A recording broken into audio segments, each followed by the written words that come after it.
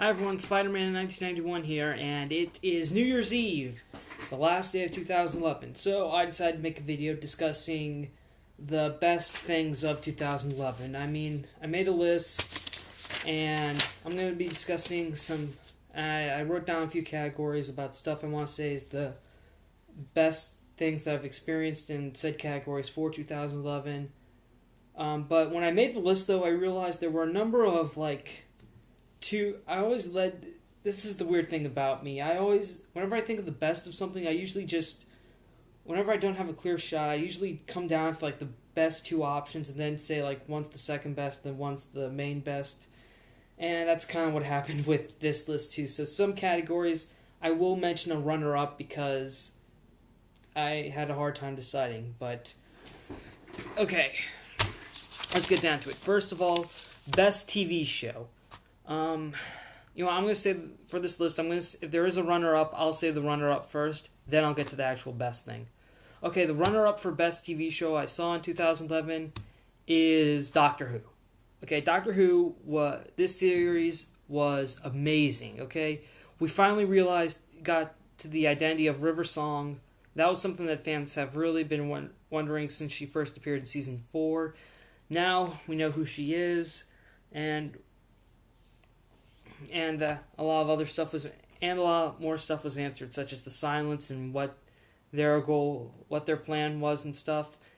That was pretty awesome, especially the aliens that represent. They technically weren't aliens, but I'm still gonna call them that.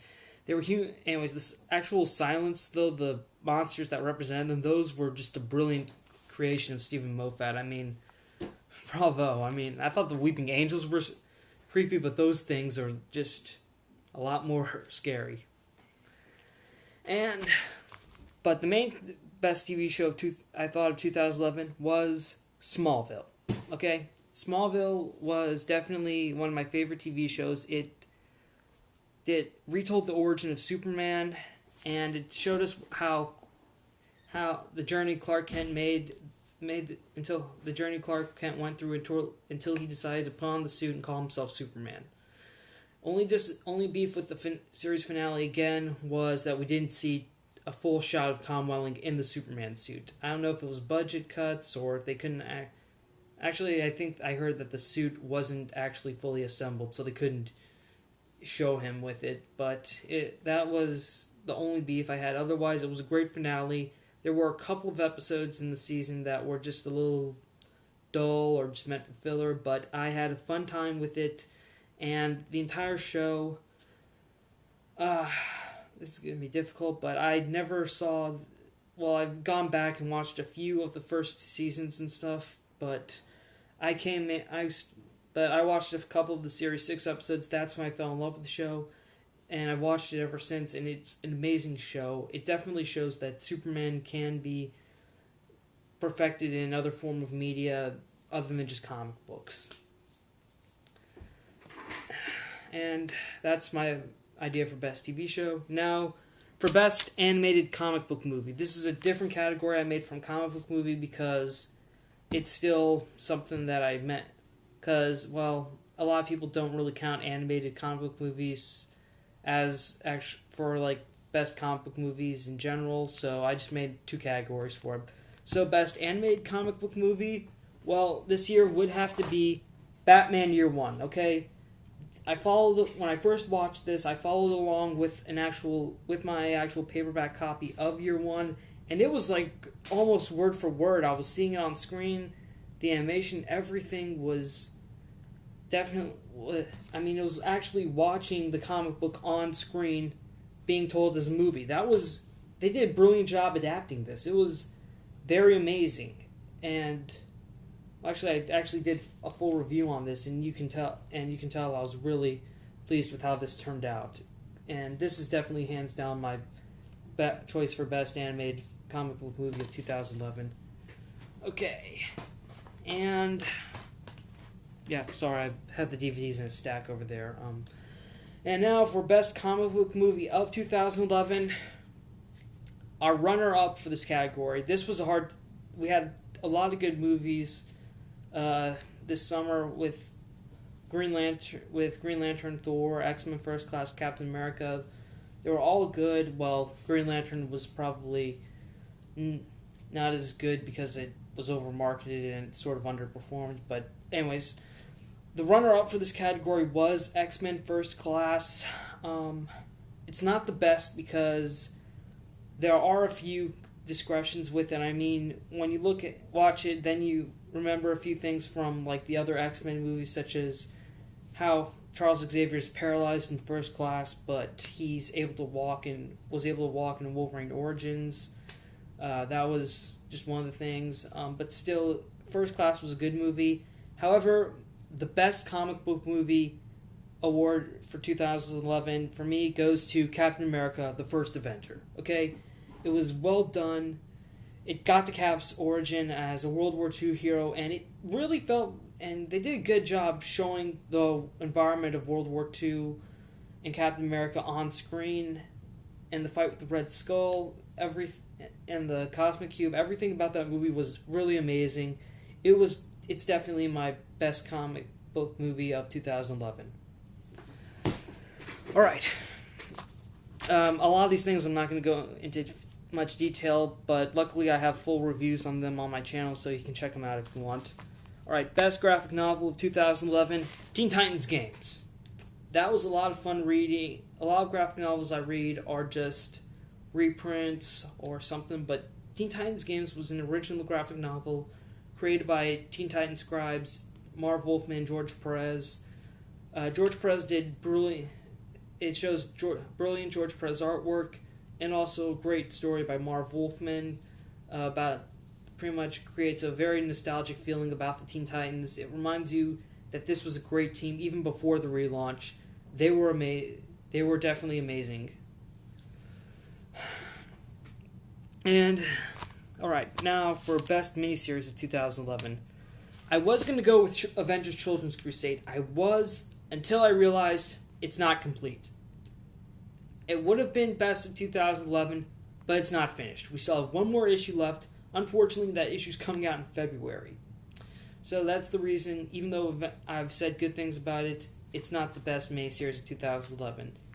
The best miniseries of 2011 is Flashpoint Batman Night of Vengeance. Okay, it's the Batman miniseries that came out of Flashpoint. The one with Thomas Wayne as Batman and Martha Wayne as Joker. That was a very original concept, I want to say. It was something different out of the Batman Elseworlds, where Thomas Wayne is the Batman and Martha became the Joker. That was definitely...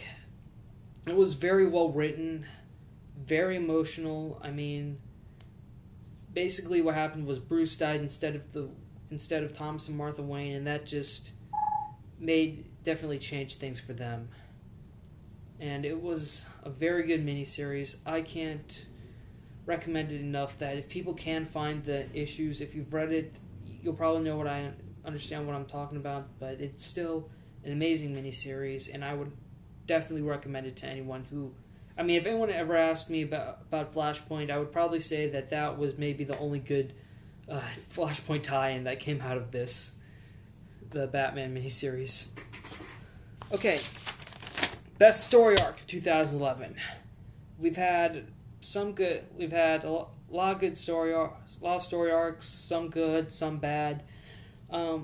Our runner-up, though, in this category was War of the Green Lanterns. It was a great story. I mean, it had Hal Jordan and Guy Gardner, Jon Stewart, and Kyle Rayner had to take on different color rings in order to fight the Green Lanterns and take control of Oa back from Corona. Then, when they became Green Lanterns again, Sinestro also got a Green Lantern ring, and then Hal killed Corona. That was amazing. And then the Guardians rejected Hal because apparently he killed a Guardian, despite the fact that that Corona was going to destroy every single thing in the universe. They still rejected Hal because he actually did his job and killed the bad guy. It still didn't make any sense. But the best story arc was Spider Island. Okay, Spider Island was... I mean, Dan Slott has done... It's been about a year since Dan Slott took over Amazing Spider-Man. I think big time started about last November. So it's been about a year, and he has done an amazing job on that story. And going in, I knew this was going to be good because Dan Slott hasn't let me down since. And he didn't. Spider Island was great. It brought back Spider-Man's spider sense. We were worried that it would be gone forever, but he brought it back. That's the good news. And we also got to see Peter and MJ sort of get closer to being friends again, because MJ finally sort of walked a mile in Peter's shoes as she started to have spider powers, and so she kind of saw things from his perspective, the web slinging and everything. That was amazing. I mean, Spider Island was definitely great, and I think it was probably the first big story that Dan Slott has done, and it was just very good. People in New York had Spider-Man's powers, but then they turned into giant spiders. And also, Carly broke up with Peter, which was something most people were hoping for that would happen. So, I guess in a way that was a good thing for the fans, not so much for Peter since he got dumped. But Spider Island was a fun ride, and I really enjoyed it, and that it would definitely be the best story arc of 2011. Okay, now for ongoing series. Best Marvel ongoing for 2011. Come on, you know what I'm going to say. I'll give you 5 seconds to... Okay, if you don't know, I'll give you 5 seconds to figure it out. Okay, figured out it? No? Okay, it's Amazing Spider-Man. Like I said, I've enjoyed Dan Slott writing it. I mean, the guy's brilliant on it.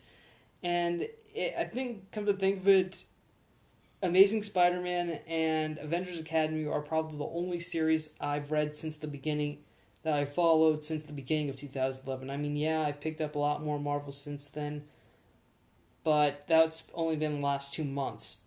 I'm talking like for the entire year, and I definitely followed Amazing Spider-Man, and I've enjoyed it with Dan Slott writing it. It's amazing.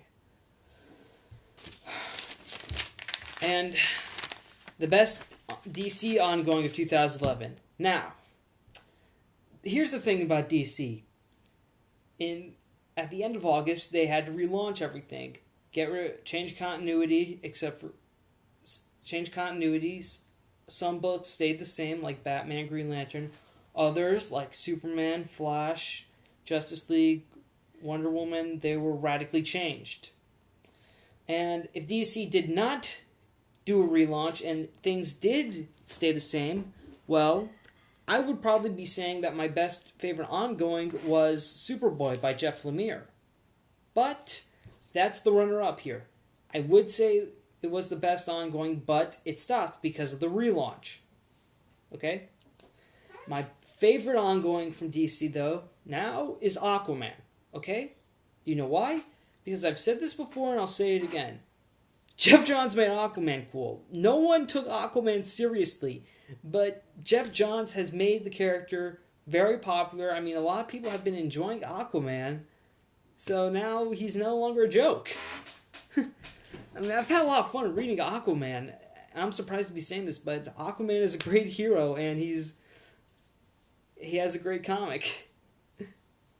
It's funny how that worked out with Aquaman, who was once the joke of the Justice League. Now he's starting to become one of the most popular comics. It's really interesting how that works out. Well, that's it for my best of 2011 video. Do I have anything else to say? Well, 2012 is coming. There's going to be a lot of good things coming out. It'll be the 50th anniversary of Spider-Man. And Dan Slott is going to have a new story arc coming out soon called, I believe, Ends of the Earth, which it will involve Dr. Octopus. Who knows? Maybe this will be Doc Ock's final story. Remember, because he has the brain tumor, he might die. Also, there's going to be a ton of good movies coming out. Animated movies like Justice League Doom, and the live-action movies such as The Dark Knight Rises, The Amazing Spider-Man, and of course, the one movie that I'm pretty sure we've all looked forward to. Marvel has been teasing us with this for a year, years now since Iron Man, the Avengers movie. Let's hope it can finally live up to the hype and be the piece of awesome that we all know it deserves to be.